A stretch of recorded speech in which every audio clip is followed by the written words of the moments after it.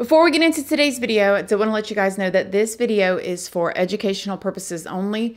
Please remember to be kind to everybody everywhere in your everyday life, in your home, in the grocery store, and especially in the comment section down below. Please do not show hate to anybody, anywhere.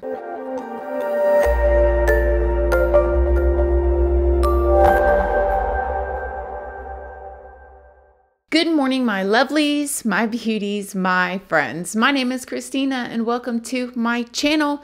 If you're new here, thank you so much for clicking on this video. I really hope that you will subscribe, stick around, take a chance in hearing some things that I have to say. And if you are a returning subscriber, y'all already know, y'all are my babies. So good morning, good morning, good morning. How is everybody doing today? I hope you all are having an amazing day. I hope you all had a wonderful weekend. Hope everybody is doing well. Summertime here in the US is almost over. Not the actual season summer, but summertime, you know, like when the kids are out of school. I hope you guys have had a wonderful summer. So in today's video, we're going to be covering what we know so far about what's going on in Portland, Oregon. And I have gotten so many requests about this over on my Patreon. If you guys don't know about my Patreon, it's linked down below with along with my Instagram, my Facebook, my Snapchat, and my second channel. That's linked down below. But even on my Patreon and in the comment sections here. So I have been looking into it and it's a bit bizarre. So let me just give you a little bit of history of what's been going on in Portland, Oregon over the past few years. Back in 2020, Oregon suffered major wildfires. Wildfires that burned more than 4,000 residences and more than 1 million acres across the state. Because the fires had gotten so out of control, the governor at the time, Kate Brown, enlisted the help of prison inmates to serve as firefighters. As a reward for their service, back in 2021, she commuted or shortened their sentences. 41 total inmates had their sentences commuted by at least 12 months. Now that's a lot for an inmate, okay? So 41 inmates had about a year knocked off of their sentence for going out and fighting these wildfires. But not all inmates that participated were released. They had to have worked the 2020 fires like we just talked about. They also had to have good behavior while they were locked up, and they had to already have like a home plan waiting on them when they got out. So they had to have everything situated, ready to go, good behavior, and then them inmates got the benefits or the rewards of the time knocked off their sentence. The corrections agency at the time said they assessed all the candidates based on their safety, security, and compliance risks to the community. This same governor also let a bunch of inmates out early back when COVID-19 hit, and you guys remember like the prisons were it was just spreading in there. And as an effort to reduce the amount of spread within the prisons, she released some people early as well for that. And at the time, Oregon's prison population was at an all-time low since back in 2003. So they had a really low prison, population than they had in almost 20 years at the time. However, something really strange happened in Oregon this year. 6 different women's bodies were all found within a 100-mile radius of each other. All 6 women were found between February and May of this year, and all 6 women were between the ages of 20 and 40. So 20 and 30-year-olds all within a 100-mile radius of each other, within like an hour-and-a-half drive at max, depending on how you drive. And they were all found within like 3 months. I mean, that's a lot. Online sleuths have been convinced that these women are connected and that there is an S killer out there somewhere.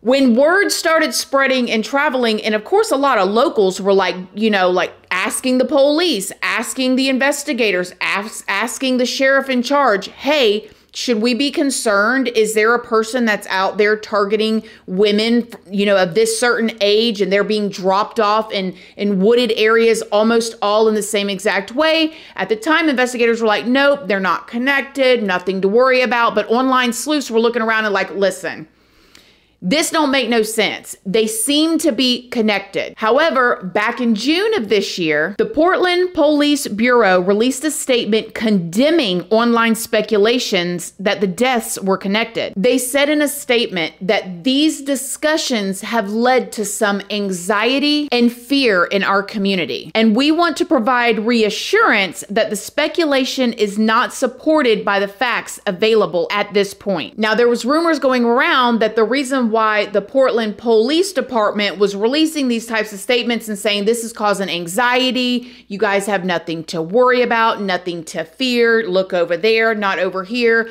could possibly be because they did not want to scare people off. They didn't want people to not come into town. They didn't want, their communities to lose money because people were leaving.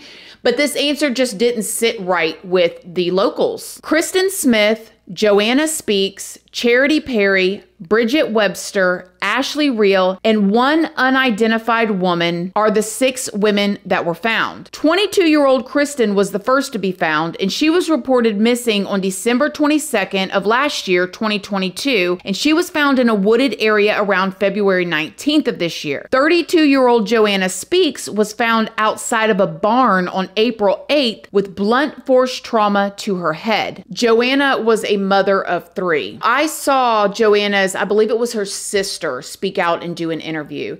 She said that Joanna was a very loving person, life of the party. However, Joanna had fell on some hard times recently and became homeless and had also got into substances. The sister also said that she believed that Joanna's situation was similar to a couple or a few of the other women. So the way I'm understanding that, and this is just me filtering this through my own understanding, you guys do your own research, form your own opinions, is what it seemed like she was saying is that Joanna had fell into these hard times and gotten into this lifestyle, and some of the other women may have been in that same lifestyle as well. Joanna Speaks is also the only one that we know of as of right now of me filming this video that we know exactly how she passed away. The other women's cause of death has not yet been released. There is also 24-year-old Charity and an unidentified woman were both found on April 28th. Then just 6 days later, 31-year-old Bridget was found. And also, 22-year-old Ashley was reported missing on April 4th, and she was found on May 7th. She was last seen on a security camera footage at a restaurant. Now, the Oregon State Medical Examiner's Office is still working to figure out or come up with the cause of death of a few of these women. But recently, after the online sleuths as well as the locals who kept pressing this issue, local officials have come out and said they believe that all 4 of these women's deaths are linked to the same person. Officials have identified 38-year-old Jessie Lee Calhoun of Portland as a person of interest in the deaths of Kristen, Charity,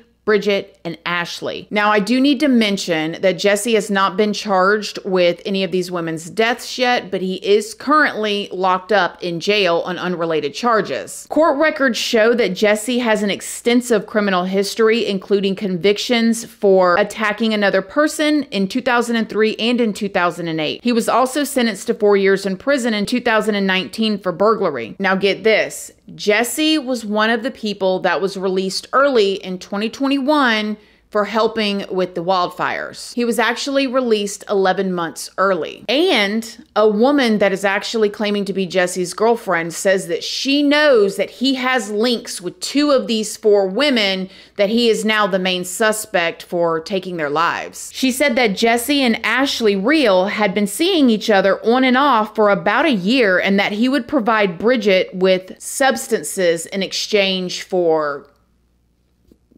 services. Adult services. Anyone with any real information is encouraged to contact Crime Stoppers of Oregon with any tips or any information that you know. Now, I don't really have a lot of opinion on this other than the fact that if you have 6 different women within the same age frame, within, almost the same type of where their bodies were left, within a 100-mile radius of each other, it would seem suspicious. I'm glad that the investigators are finally on it with like, okay, we think 4 of them are connected. This whole situation is just super sad. It reminds me of Samuel Little in a way, which Samuel Little ended many lives and got away with it for a very, very, very long time. And then when he ended up going to prison and a reporter warmed up to him, he started releasing identifications of the women that he had taken their lives, and he would draw photos of them. And some family members were able to get closure. A lot of family members just thought that their loved one had just went off into the street life. And that does happen. And any of you guys who maybe have lived that life, or if you've had a family member, I know for me, I've had family members that go into that lifestyle, and you don't hear from them for 6 months. That's a normal thing. Or you don't hear from them until they get put in jail again. And well, they're in jail. At least I know they're alive, right? At least I know that they're eating 3 meals a day and they've got a roof over their head. They may not be comfortable. They may be calling me, telling me how they're going to change, but at least I know they're alive. But when they're not in jail, you don't know where they're at. And these are the types of phone calls that family members get that they're so afraid of. And as sad as that is, it seems like there is a person, and there's a person of interest right now, but there is a person that feels like that they can just go out, do this, kill a person, throw their body into a wooded area somewhere and move on to the next one and do it again and again and again because they're not going to get caught. And that is scary and sad. So I hope that if Jesse is the guy, that they prosecute him to the fullest extent of the law. If he's not the guy, I hope that they find the person that has done this to these women. And I hope that the 6th one is identified as well, too. That's also so sad. So y'all let me know what you guys think. Do y'all have any more information than what I know? You guys let me know down below. I'm all eyes and ears. And other than that, I love you guys. Thank y'all for watching this video, and I'll see y'all in the next one. Love you guys. Bye.